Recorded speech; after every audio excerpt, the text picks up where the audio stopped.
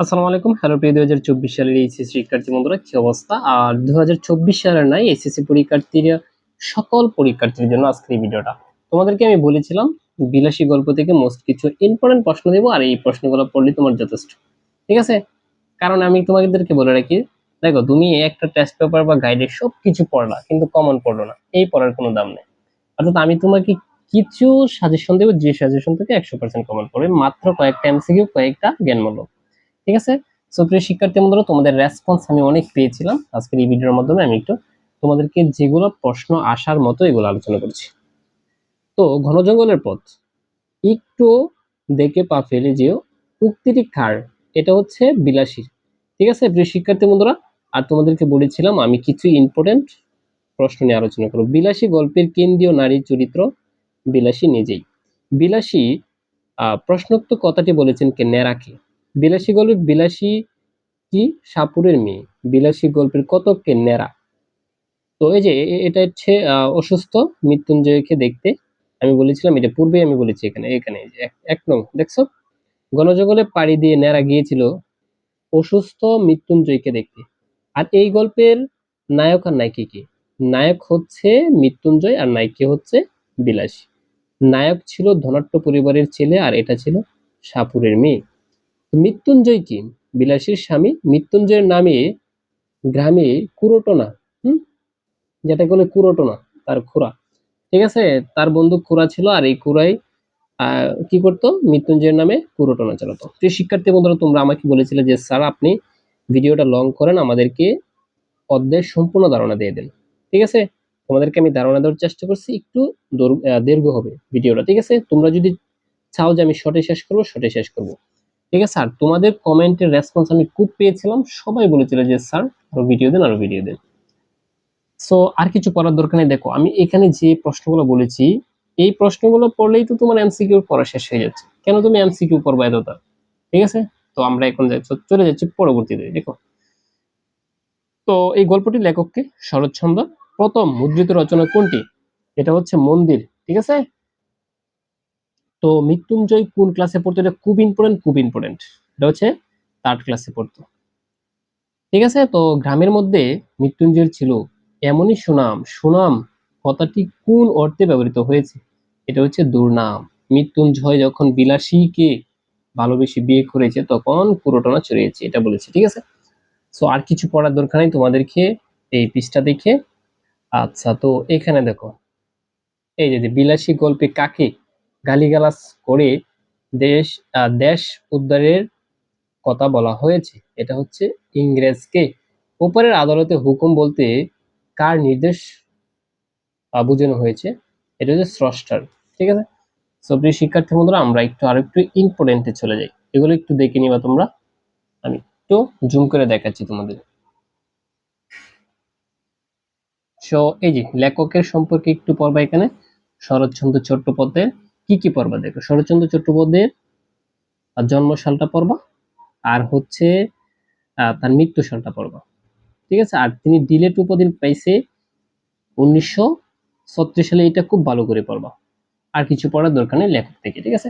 কারণ দেখো, এই যে তোমরা কত অধ্যায় শেষ করেছো, লেখক থেকে পড়বা নাকি অন্য লেখকের জীবনী পড়বা, সব পড়বা, এটা কিন্তু তোমাদের জন্য অনেক বিশাল হয়ে যায়। আমি একদম শর্ট করে দিচ্ছি যে তোমাদের লেখক থেকে মাত্র যেগুলা বললাম এগুলো পড়লে তোমাদের চলবে। তো শিক্ষার্থী বন্ধুরা, আমি নিজেও 2016 সাল থেকে ব্যাচ পড়ে, ঠিক আছে, এবং বর্তমানে প্রভাষকে আছি কলেজের দায়িত্বে। সো আমি জানি কোনগুলো তোমাদের দিতে পারে। সো তোমরা যদি চাও প্রতিনিয়ত সকল সাবজেক্টের এমসিকিউ আর সিকিউ সাজেশন পাওয়ার জন্য অবশ্যই তোমাদের রেসপন্স চাই। আচ্ছা, তো এখন আমরা আর কিছু এমসিকিউ দেখছি। সো প্রিয় শিক্ষার্থী বন্ধুরা, তো এখানে দেখো, চরিত্রহীন কে রচনা করেন? এটা হচ্ছে শরৎচন্দ্র চট্টোপাধ্যায়। ঠিক আছে? আচ্ছা, গৃহদাহ এটা কি লিখছে? ওই উপন্যাসটার রচয়িতা কে? শরৎচন্দ্র চট্টোপাধ্যায়। আচ্ছা, তো এখন আমরা কিছু প্রশ্নে চলে যাই। বিদ্যা অর্জন করতে ছেলেদের যাতায়াত করতে হয় কোথায়? 4 ক্রুশপথে। ঠিক আছে? মৃত্যুঞ্জয়ের জীবিকা নির্বাহের উপর, সরি, এখানে মৃত্যুঞ্জয়ের যে জীবিকা নির্বাহের প্রথম যে উপায় ছিল এটা কি? 20-25 বিঘার আম কাঁঠালের বাগান। মৃত্যুঞ্জয়কে সেবা করে যমের মুখ থেকে ফিরিয়ে এনেছে কে? সাপুড়ের কন্যা বিলাসী। মৃত্যুঞ্জয় অসুস্থ অবস্থায় অচৈতন্য হয়ে পড়েছিল 10-15 দিন। ঠিক আছে, এখান থেকে জাস্ট একটু দেখে নিবা। আর দেখো, নেরা স্কুলে যাতায়াতের পথ কত ক্রোশ দূরে? 4 ক্রোশ। আর কিছু পড়ার দরকার নেই, আমরা এখন আর কিছু এমসিকিউ দেখছি। সুপ্রিয় শিক্ষার্থী বন্ধুরা, এইটা খুব ইম্পর্টেন্ট। এখন আমি তোমাদেরকে যে এমসিকিউটা দিব, মৃত্যুঞ্জয় শয্যাগত প্রায় কতদিন? মৃত্যুঞ্জয় শয্যাগত অর্থাৎ 1.5 মাস। মৃত্যুঞ্জয় মৃত্যুর সাথে পাঞ্জা লড়েছে কতদিন? প্রায় 1.5 মাস। এটা খুব ইম্পর্টেন্ট, তোমরা এটা একটু দেখে নিবা। আচ্ছা, তো এখন এই যে এটাও একটু দেখবা। অসুস্থ থাকাকালে মৃত্যুঞ্জয় কতদিন অচেতন অবস্থায় ছিল? এটা তো সবারই জানা, 10 থেকে 15 দিন। সো আমরা কিছু জ্ঞানমূলক প্রশ্নে চলে যাব। মৃত্যুঞ্জয় কোন বংশের? এটা সবারই জানা, মিত্তির বংশের। প্রিয় শিক্ষার্থী বন্ধুরা, তোমরা একটু এটা দেখে নিবা। এই যে আমি যেগুলো দাগাচ্ছি, জাস্ট এগুলো একটু দেখে নিবা, খুব ভালো করে দেখে নিবা। এই যে ভূদেব বাবু কি? লেখক, ঠিক আছে।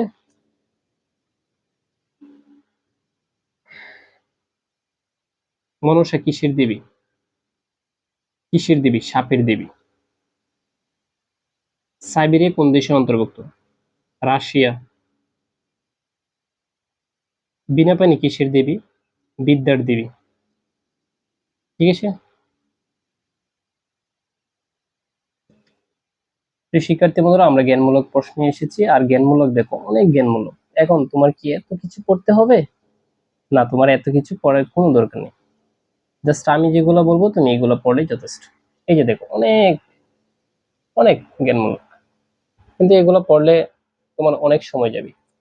ঠিক আছে, তো আমি একটু দাগিয়ে দিচ্ছি, জাস্ট যেগুলো দাগাচ্ছি এগুলো দেখো। এই যে এখানে দেখো, 7 নং পর্ব, শ্রীকান্ত শরৎচন্দ্র কোন ধরনের রচনা? এটা উপন্যাস, সেটা পড়বা। তারপর 10 পর্ব আর হচ্ছে 11 পর্ব, ঠিক আছে। আজ 15 আর 16 পর্ব দেখো। আমি একটু দেখিয়ে নিচ্ছি, তোমরা একটু পড়ে নিও। এটা আমি যেগুলো দিচ্ছি এর বাইরে একটা পড়াও তোমার পড়তে হবে না।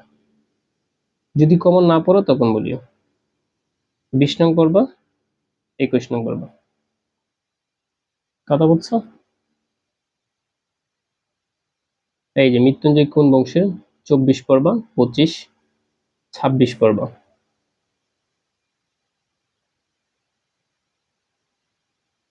30 পর্ব, 31 পর্ব, 34 পর্ব।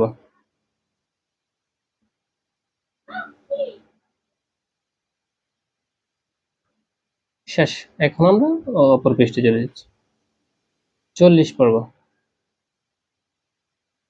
44 পর্ব, 45 পর্ব, 46 পর্ব, 47 পর্ব, 49 পর্ব, 52 পর্ব। আর কিছু পড়ার দরকার নেই। প্রিয় শিক্ষার্থী বন্ধুরা, এখন অনুধাবন প্রশ্ন, যে স্যার আমাকে অনুধাবন কিছু দেখিয়ে দেন। আমি এখান থেকে মাত্র 3টা অনুধাবন দিচ্ছি, এই 3টাই পড়বা। প্রথমটা পড়বা, 4 কোষ মানে 8 মাইল নয়, এটা, ঠিক আছে। তো তারপর এই যে 4 নং পড়বা।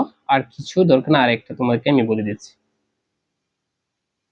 এই যে 6 নং পড়বা, ঠিক আছে। প্রিয় শিক্ষার্থী বন্ধুরা, যদি তোমরা এর পরবর্তীতে কোন গল্প থাকে, এর পরবর্তীতে গৃহ না, সরি, তোমাদেরকে অবশ্যই আমি পরবর্তী গল্পটা কোন গল্প চাও অবশ্যই তোমাদেরকে জানাবো।